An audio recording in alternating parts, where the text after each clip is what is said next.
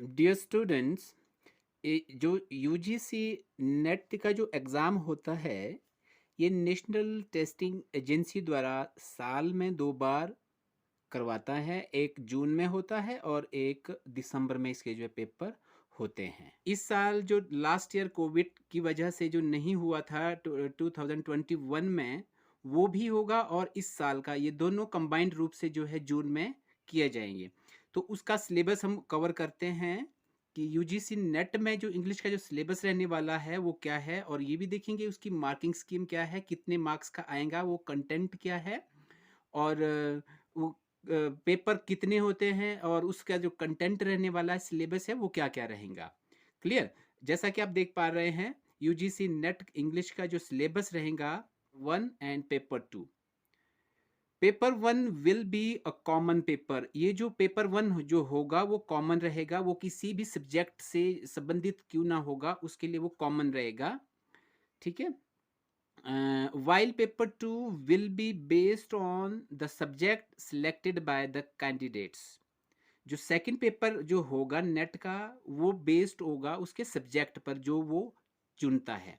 Paper 1 consist the subjects that will be helpful in analyzing the candidate's teaching and research ability, cognitive abilities, general awareness about teaching and learning processes in the higher education system, teaching aptitude, concept, objectives, levels of teaching जैसे कि memory, understanding and reflective, characteristics and basic requirements।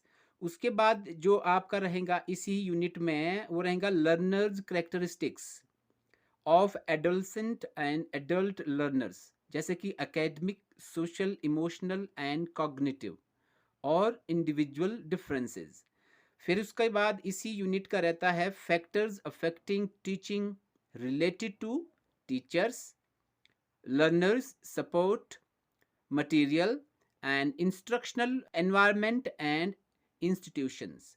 फिर एक और है, इसमें ही आया आपका एक कंपोनेंट है methods of teaching in institutions of higher learning, teacher centred versus learner centred methods, offline versus online methods, Swayam, Swayam Prabha, MOOCS etcetera, ये भी इसी ही यूनिट में रहेगा। और teaching support system, traditional, modern and ICT based. फिर रहेगा आपका इवेल्युएशन सिस्टम, ये रहेगा आपका elements and types of evaluation, evaluation in choice based credit system in higher education, computer based testing, innovations in evaluation systems.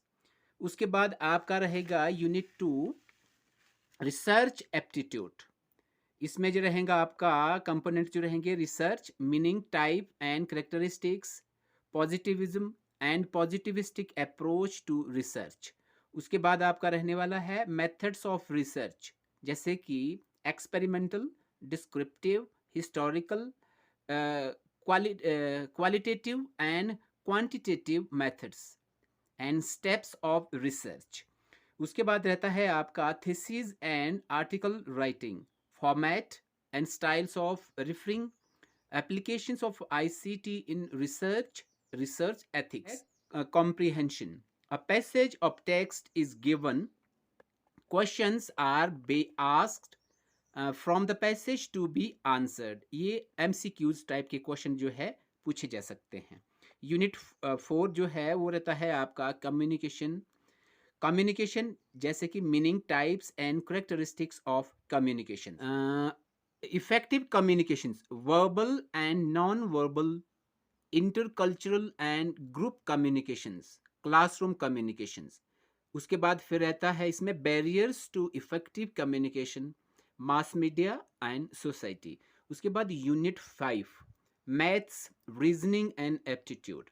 उस पे क्या रहने वाला है content, types of reasoning, number series, letter series, codes and relationships. फिर mathematical aptitude, उसमें क्या रहता है fraction, time and distance, ratio, proportions and percentage, profit and loss, interest and discounting, averages etcetera. फिर आपका जो यूनिट 6 रहने वाला है वो रहता है लॉजिकल रीजनिंग। इसमें क्या पूछा जाता है? Understanding the structure of arguments, arguments forms, the structures of the categorical propositions and moods and figures, formal and informal falsies, uses of the languages, connotations and denotations of terms, classical square of opposition. उसके बाद evaluating and distinguishing deductive and inductive reasoning. Then उसके बाद जो आता है analogies. ठीक है, उसके बाद जो पूछा जाता है Venn diagrams, simple and multiple uses of establishing the vitality validity of arguments, Indian logic, means of knowledge and प्रामनास, प्रत्याक्षा जिससे क्या बोलते हैं परसेप्शंस, अनुमाना, इन्फ्रेंसेस, उपमाना, ये उसको बोलते हैं कंपैरिजन, शब्दा वर्बल टेस्टिमनी, अर्थपति, इम्प्लीकेशंस एंड अनुपताभदी, इसको बोलते हैं नॉन एप्रीहेंशन। ये 6 में जो यूनिट में जो है रहने वाला है आपका structures and kinds of the अनुपमा, जिससे इन्फ्रेंसेस बोलते हैं, व्यापति, invariable relation, fallacies of the inferences. Clear? ये यूनिट 6 में जो है पूछा जाएगा। यूनिट 7 जो है data interpretation, sources, acquisition and classifications of data, pie chart, table chart and line chart etcetera, and mapping of data. उसके बाद जो है data interpretations and data and governance. Unit 8 information and communication technology, ICT. इस पे जो रहता है आपका सिलेबस जो रहता है कवर करने के लिए आईसीटी में, वो रहता है आपका general abbreviations and terminology, barriers of the internet, intranet, email, audio and video conferencing, digital initiatives in higher education, ICT and governance. 9th unit में जो आपका सिलेबस रहता है people, development and environment, development and environment, millennium development and sustainable development goals, human and environment interactions, anthropogenic activity issues, logical reasoning and global, air pollution, water pollution, soil pollution, noise pollution, waste, solid, liquid, biomedical, hazardous, electronic, climate change and its socio-economic and political dimension, impacts of pollutants on human health, natural hazards and disasters, mitigation strategies। उसके बाद रहता है environmental protection act 1986, national action plan on climate change, international agreements efforts, Montreal protocol, Rio summit conventional, biodiversity, Kyoto protocols, Paris agreement, international solar alliance. उसके बाद last जो unit है आपका 10 है हायर एजुकेशन सिस्टम। इस पे क्या पूछा जा सकता है आपको?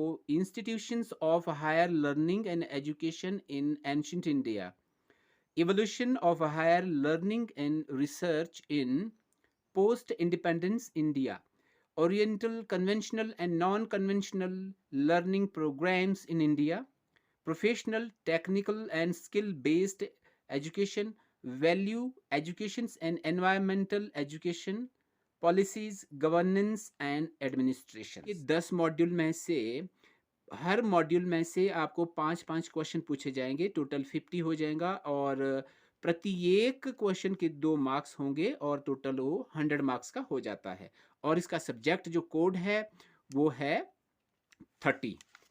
There will be 2 question papers, paper 2 and paper 3। अब जो पेपर 2 सेकंड जो होने वाला है उसमें 2 तरह का पेपर पूछा जाएगा, पेपर 2, पेपर 3। पेपर जो 3 जो इसका होगा वो रहेगा part 1 and part B. Paper 2 will cover 50 objective type question. जो पेपर सेकंड है वो 50 ऑब्जेक्टिव टाइप क्वेश्चन से को कवर करेगा और 100 मार्क्स का ये होगा। जो पेपर 3 है ये 2 पार्ट में होगा, part A, part B. Will have 10 short essay type question. जो पार्ट ए होगा उसमें 10 जो है शॉर्ट ऐसे टाइप क्वेश्चन पूछे जाएंगे जो 300 शब्दों में लिखने होंगे, कैरिंग 60 मार्क्स ईच, और प्रत्येक क्वेश्चन के जो है 16 मार्क्स होंगे। In it there will be one question with internal choice from each unit.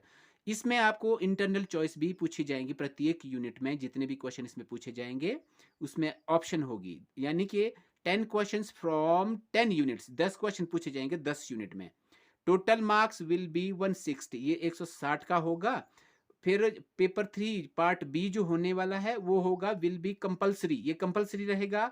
And there will be one question from each of the elective, ये इलेक्टिव है। बी जो part B रहेगा पेपर 3 का वो इलेक्टिव होगा, जो part ए है paper 3 का वो कोर पार्ट रहेगा।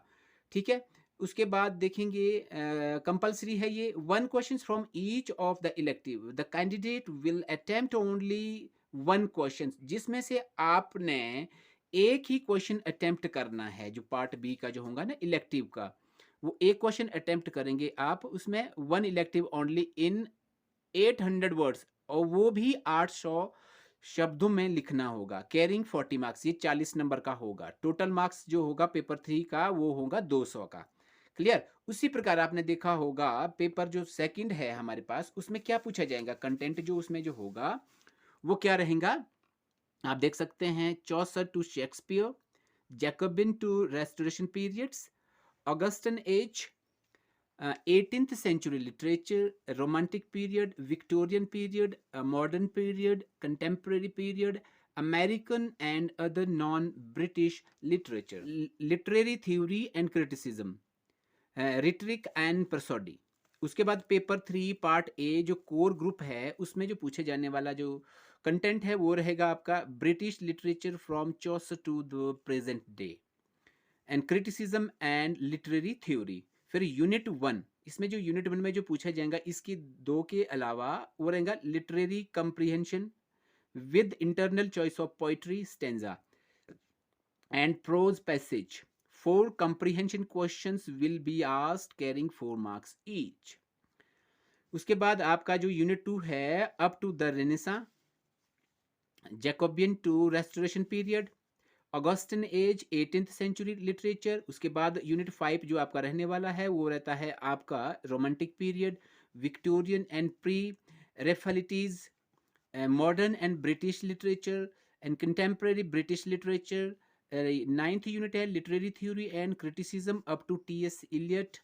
एंड 10th जो रहता है आपका इसमें यूनिट रहता है कंटेम्प्रेरी थ्योरी। नल इसमें जो पूछा जाएगा elective 1 history to English language, English language teaching, elective 2 European literature from classical age to the 20th century, elective Indian writing in English and Indian literature in English translation, elective 4 American and non-British English literature, and elective 5th literary theory and criticism.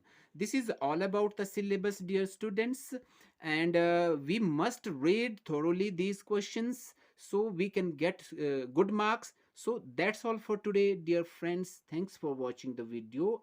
Have a nice day.